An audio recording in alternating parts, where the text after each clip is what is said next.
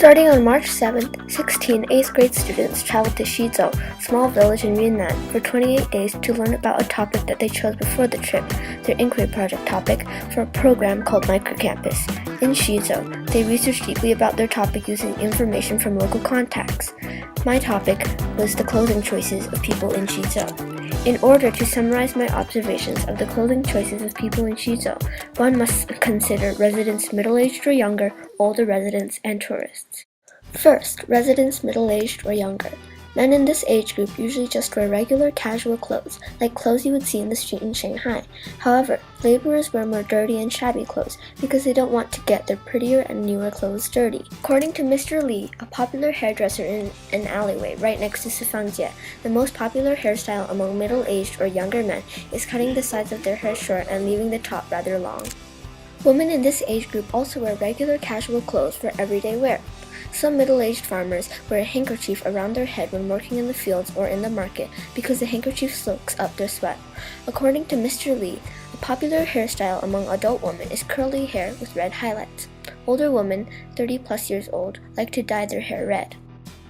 According to Mrs. Yang, a performer at Xiyunzhi, a popular tourist destination, and my own observations, young women who perform for tourism wear traditional clothes, which include more white and brighter colors, such as red, light blue, and pink. There are many reasons why these people wear these sorts of clothes. The first is their jobs. Many people do not wear traditional clothes because they go outside of Xizhou to work. Also, there are more business people here than in the past, and the traditional clothing is not convenient to wear to work. The next reason is tourism. The only younger people who still wear traditional clothing every day are performers. Tourists find that the traditional clothes are much more interesting than what Bai people actually wear, so if they wear traditional clothes, they will attract more tourists and they will earn more money. In the past, when Xizhou became more connected with the rest of China and the rest of the world, people from many places came to Xizhou, so the locals wanted to try new clothes that they saw. The third reason is convenience and comfort. This is one of the biggest reasons, and what almost everybody replied when I asked why most people don't wear traditional clothing anymore. Traditional Bai clothing is very expensive and have to be washed by hand and become very dirty easily, which is not convenient. It also has many layers, which can be quite annoying. Older residents in Xizhou. Men of this age group wear darker, duller, more simple clothes. The traditional clothing is much simpler than the clothing for women and much more convenient. They only need to wear a vest and a majia. However, most men do not really wear traditional clothes. Women of this age group that still wear traditional clothes mostly live in Zhoucheng and are 45+ years old. They used to have to wear a traditional headdress with the 4 big scenes of Dali, so now they wear a simplified version. Traditionally, there are rules about what they have to wear. For example, Frank Ke, one of the people I interviewed, his mom needed to wear a headdress, which also was a lot of work to put on. She also always needed to wear an apron. Also, the traditional buttons didn't go straight down. They went sideways across the chest and stomach, which you can never keep open. There are 3 main reasons why older people wear what they do.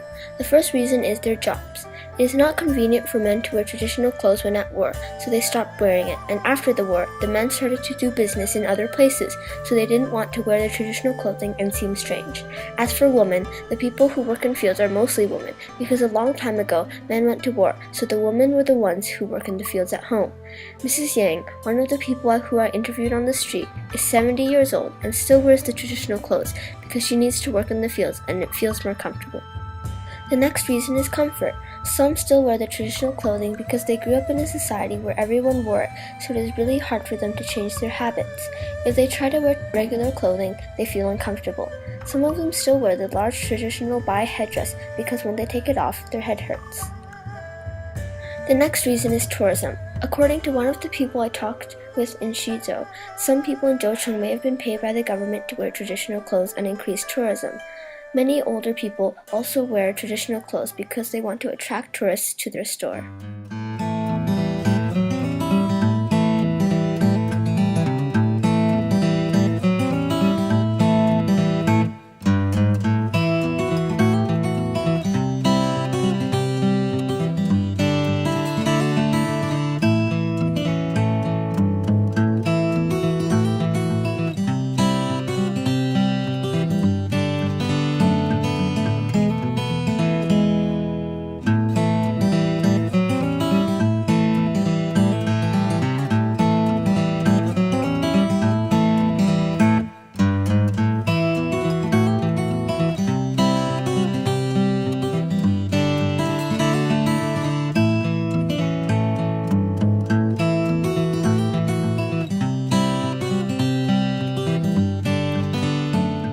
Shows on TV, movies, and advertisements tend to depict the everyday clothes of the bi minority much differently than reality.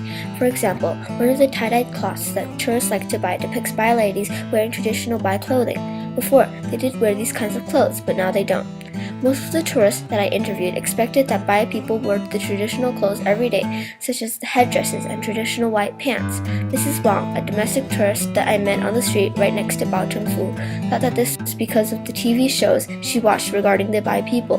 His son, another domestic tourist I interviewed in Old Town Snacks, a local restaurant, thought that these were because they are a minority. They should be confident with the traditional clothes and wear it. There are also differences between what tourists who have stayed in Chizhou for a longer time and what tourists who are only staying for a day or less think. Tourists who only stay in Chizhou for less than a day see a lot of what tourism industries want them to see, which is most bi people wearing colorful, bright, traditional clothing. People who they actually saw wearing traditional clothes were the new ancient town, performers, and older people. However, Miss Lin, another tourist that I interviewed, was somewhat disappointed that many older bi people only wore a headdress instead of the entire traditional costume. Tourists who stay here for a longer time realize that bi people actually only wear regular casual clothes, much like the clothes they themselves wear, and the only people who really wear traditional clothing on a daily basis are older women. In summary, my learning about people's everyday clothing in Chizhou can be summed up into 3 sections: residents middle-aged or younger, older residents, and tourists. If I had more time to investigate everyday clothing in Chizhou, I would find out how everyday clothing has changed or will change throughout time, not only in these couple decades, but in the century into the past and many decades into the future. Overall, finding useful information from local contacts such as shop owners, performers, tourists, and everyday citizens has not been an easy process. With the help of Mr. Taffel, Mrs. Mai, Cicely, Evie, Mr. and Mrs. Lind, and the other Microcampus students, this trip has become one that I will never forget. Thank you.